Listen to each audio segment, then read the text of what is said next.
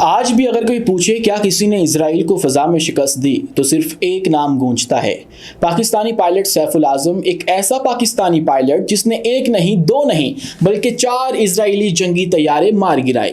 ایسا کارنامہ جو شاید دنیا کی کسی اور ایئر فورس نے آج تک نہ دکھایا ہو۔ یہ کوئی فلمی کہانی نہیں، یہ حقیقت ہے۔ مصر، شام، اردن، سب کی فضائی طاقت زمیں بوس ہو چکی تھی۔ 400 سے زائد عرب طیارے ایک دن میں مٹی میں دفنا دیے گئے تھے۔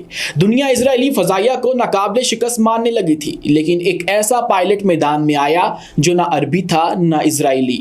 نام تھا سیف العظم، ایک مشرقی پاکستانی جوان جس نے وہ کر دکھایا جو عرب دنیا نہ کر سکی، جس کو دشمن نے بھی باوقار سپاہی لکھا۔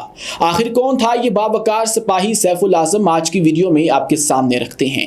تو دوستو، سن تھا 1941۔ مشرقی بنگال کے سبزہ زاروں میں ایک بچہ آنکھیں کھولتا ہے۔ وہ بچہ عام نہیں تھا، اس کی آنکھوں میں آسمانوں کے خواب تھے اور دل میں کچھ کر گزرنے کی تڑپ۔ نام رکھا گیا سیف العظم۔ بچپن میں جب دوسرے بچے زمین پر کھیلتے، سیف کی نظریں نیلے آسمان پر اڑتے جہازوں کا تعاقب کرتی۔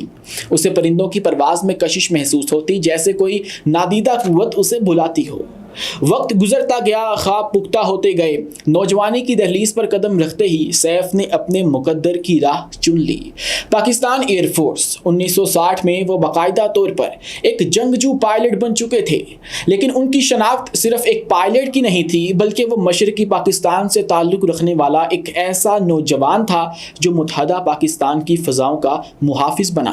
1965 کی پاک بھارت جنگ میں سیف نے نہ صرف دشمن کا طیارہ مار گرایا، بلکہ یہ بھی ثابت کر دیا کہ مشرقی پاکستان کے سپوت میدان میں کسی سے کم نہیں۔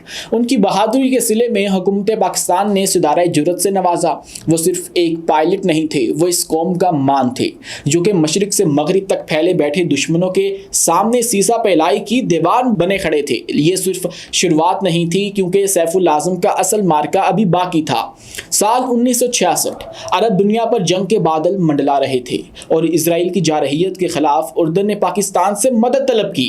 جواب میں پاکستان نے اپنے بہترین پائلٹس روانہ کیے۔ ان میں شامل تھا مشرقی پاکستان کا شاہین، فلائٹ لیفٹیننٹ سیف العظم۔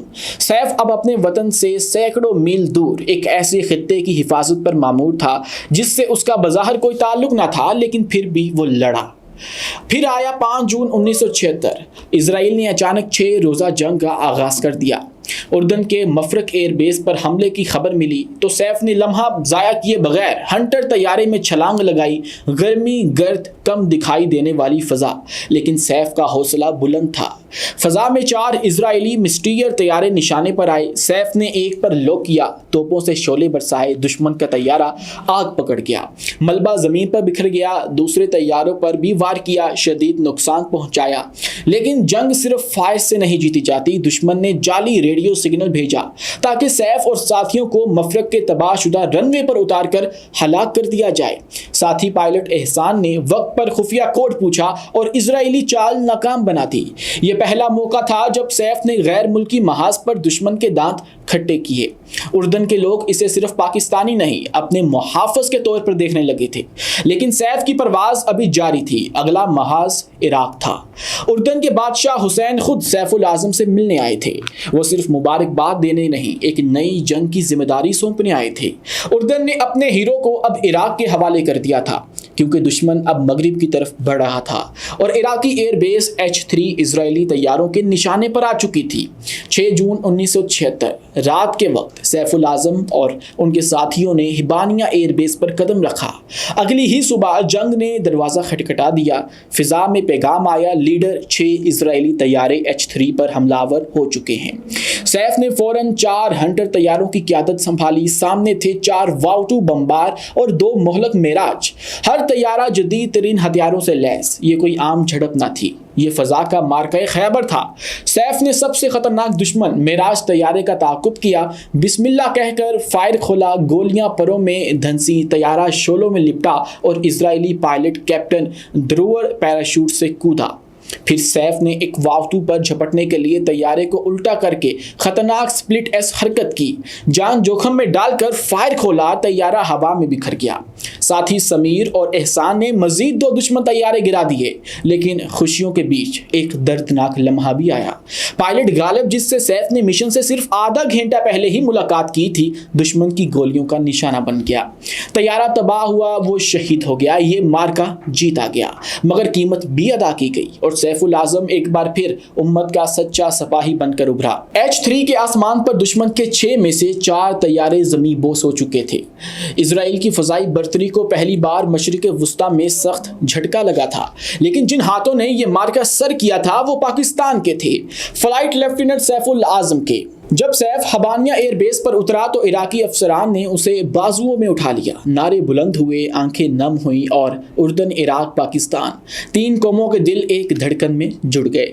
اسی لمحے یہ طے ہو گیا کہ سیف صرف ایک ملک کا نہیں، پوری امت کا ہیرو بن چکا تھا۔ جلد ہی اعزازات کی بارش ہونے لگی۔ اردن نے اسے وسام الاستقلال سے نوازا، عراق نے جنگی بہادری پر نوط الشجاعت دیا اور پاکستان نے فخر سے ستارہ بصالت پہنا دیا۔ لیکن سب سے بڑا اعزاز وہ تھا جو سرحدوں سے آزاد تھا، دشمن کی آنکھوں میں خوف اور اپنے لوگوں کی آنکھوں میں فخر، اور وہ کام جو ہے سیف العظم نے کر دکھایا تھا۔ سال 2001 آیا اور امریکہ کے مشہور انٹرنیشنل ہال آف فیم میں سیف العظم کو لیونگ ایگل کے لقب سے نوازا گیا۔ وہ واحد پائلٹ بن گئے جس نے 4 مختلف فضائی افواج پاکستان، اردن، عراق، بنگلہ دیش میں خدمات انجام دی تھیں اور 2 دشمن ملکوں بھارت، اسرائیل کے جنگی طیارے مار گرائے تھے۔ دنیا حیران تھی، یہ شخص کون ہے؟ ایک ہیرو، ایک سپاہی یا ہوا کا شہزادہ؟ جواب آیا، یہ وہ ہے جو اڑتے دشمن کو گرا بھی سکتا ہے اور گرنے والے دشمن کو معاف بھی کر سکتا ہے۔ فضا جنگ سے دہک رہی تھی، آسمان بارود کی بو سے بوجھل اور چاروں طرف شعلے، لیکن سیف العظم کا دل ابھی بھی انسانیت کے جذبے سے خالی نہ ہوا تھا۔ یہ 1976 کی عرب اسرائیل جنگ کا وہ لمحہ تھا جب سیف نے ایک اسرائیلی طیارے کو نشانے پر لے رکھا تھا۔